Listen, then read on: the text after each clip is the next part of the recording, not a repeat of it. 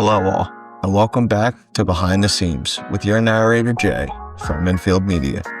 If you're new here, it's great to meet you, and if you're returning for more, it's great to see you again. Behind the Seams exists to give old baseball players a chance to have their stories retold to a new generation and give them a newfound appreciation for their contributions to the game. In this episode, we'll be talking about a bright spot on an awful team, a player who had one of the bigger, if not the biggest base running blunders of all time. If you don't know, then please allow me to introduce you to Marv Throneberry. Before we get started, if you enjoy this series and would like to see more, please make sure to like, share, subscribe, and follow along as we keep these coming. Now let's get into it. Marvin Eugene Throneberry was born on September 2nd, 1933 to a father named Walter and a mother named Mary Alice in Colliersville, Tennessee. He was the youngest of three sons, but they also had a sister named Lurleen. It's a weird name, but it wasn't my choice. Fun fact, Marv's older brother, Faye, also played professional baseball. They grew up in Fisherville, and another fun fact, Marv would actually remain living there for his entire life. Not sure if it was the same house, but definitely the same town. Not much is known about how Marv got into baseball, but whatever he did, he certainly perfected, as he was a left-handed stud who was a two-time All-City baseball player at Southside High School in Memphis. In 1952, he was offered a contract from the Boston Red Sox, which his brother Faye had played for, and he turned it down in favor of signing with the rival New York Yankees for a $50,000 signing bonus. We love a good sibling rivalry. Now, Marv was known for his moments in the Mets uniform, but don't get us wrong, Marv was an absolute slugger in the Yankees farm system. Like, this guy was an animal at the plate. He hit 16 home runs in his first season in 1952, and then he just went on an absolute tear. In 1953, he hit 30. 54, he only hit 21. And then from 55 to 57, he hit 36, 42, and 40 in consecutive seasons, which led the league and even earned him the MVP in 1956. Throneberry, to nobody's surprise from this point, was considered a can't-miss prospect, and like I said, it was not surprising at all. To take a quick step back, Throneberry did crack the Major League roster for one game in 1955, but unfortunately with Moose Skowron blocking the path, Marv wasn't in a position to get playing time at the big league level, unfortunately. To be completely fair though, this really isn't surprising. Baseball history has shown us just how dominant the Yankees of the 50s were, and it's no shock that there wasn't any room for a young ball player on Casey Stengel's Yankees. Like, this was the same club that won 10 pennants and 7 championships in the span of 12 years. So, why change what's working, right? In 1957, spring training, Moose Skowron went down with a fractured thumb, and it looked like Marv was finally going to get his opportunity to shine.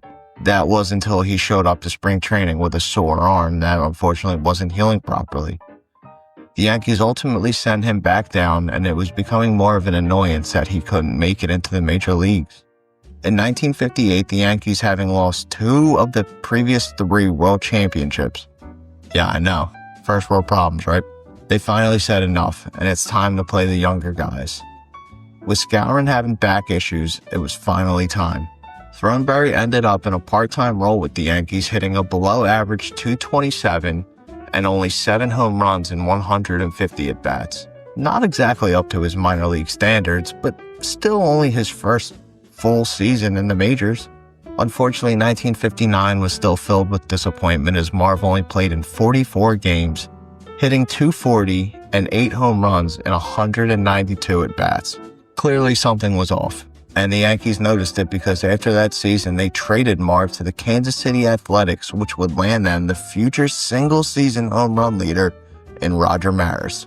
Casey Stengel was sad to see Marv go, as he knew the power that resided in his bat and swore that one day he might possibly be the best long ball hitter in the league. The 1960 held some bright spots for Marv, including a pinch hit grand slam to beat Detroit, and he finished with his best major league season to this point with 11 home runs and a .250 batting average. Low standards, but potentially the start of something good, right? Unfortunately not. After playing just 40 games with the Athletics in 1961, he was traded again to Baltimore for outfielder Gene Stevens. His batting average dropped, and he failed to hit more than 11 home runs that season, hitting 6 with Kansas City and only 5 with Baltimore. 1962 was more of the same. After only 9 games with Baltimore, he was once again traded, but this time went to the brand new expansion team in New York to replace the Giants at the Polo Grounds. You know them, and as a Phillies fan, I hate them, the New York Mets.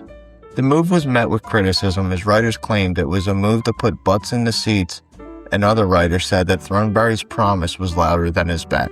Casey Stengel, removed from the Yankees as manager and hired as Mets manager, was the one who brought Marv back, finally hoping to unlock the potential that had evaded him for so long. I mean, maybe Casey Stengel is the answer, you know? The 1962 Mets won 40 games, and they managed to lose 120. Not unsurprising for a team that was just put together, but Marv's bat finally started to show the potential. With the Polo Grounds' odd dimensions, Marv hit 12 of his 16 home runs in front of the home crowd. Now, his bat wasn't the problem. Maybe a little bit. But it was his defense and base running that left much to be desired, as he had 17 errors in just 97 games at first base. As for the base running, you may know of his greatest botch, but if you don't, let me give you the rundown. In the top of the first inning, Throneberry botched a rundown play when he blocked a runner trying to get back to first base and was called for obstruction, resulting in the runner being safe. Not that big of a deal, but I mean, it doesn't help. But here it comes. In the bottom of the inning, with the Mets already trailing 4-1, Throneberry appeared to make up for the botched play when he hit a triple, driving in 2 runs, only to be called out on an appeal play because he missed first base. As the story goes, Casey Stengel came out to argue the call, but was told by the umpire, "Don't bother, Casey. He missed second base, too."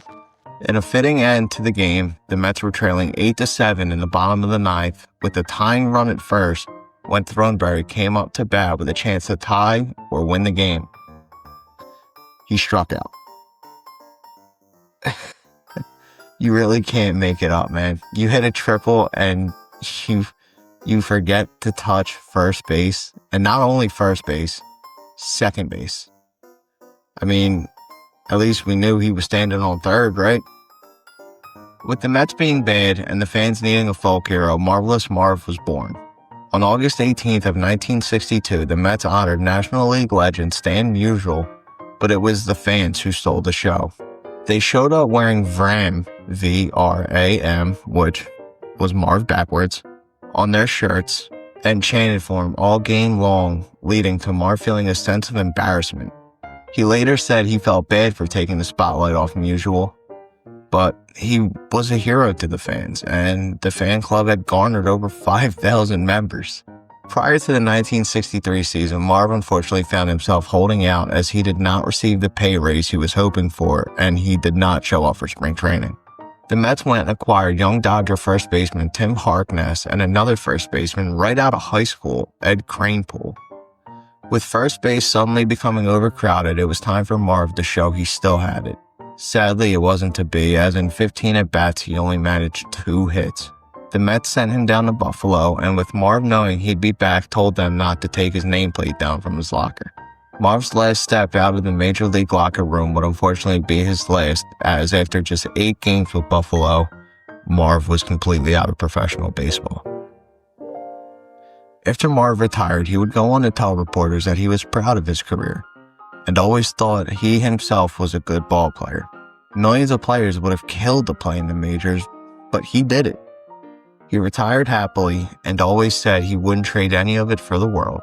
If you're old enough, you may remember some of the Miller Lite commercials that he did with another former player in Billy Martin. So I bought this light for that renowned yet humble man, Marv Throneberry.